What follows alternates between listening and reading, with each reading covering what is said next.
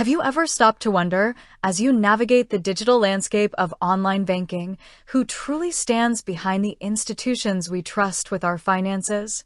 We often use apps, transfer money, and manage our accounts without giving a second thought to the ownership structure of the banks themselves. Today, we're diving into a question that might seem simple on the surface, but unwraps a fascinating story of innovation, collaboration, and a unique approach to financial services.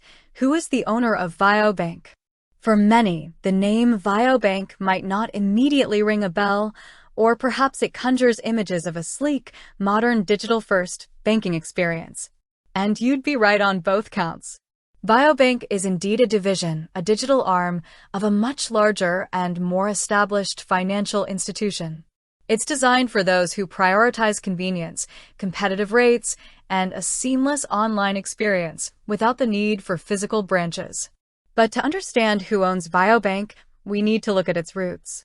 VioBank is wholly owned by MidFirst Bank.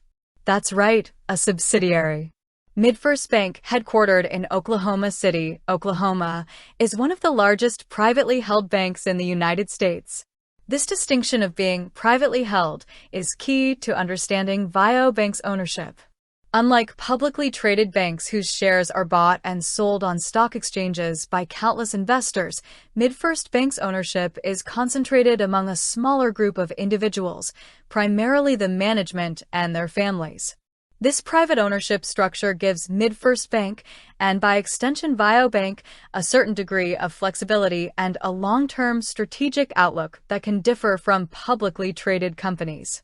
They aren't beholden to quarterly earnings reports in the same way, allowing them to make decisions that might prioritize sustainable growth and customer satisfaction over short-term shareholder demands.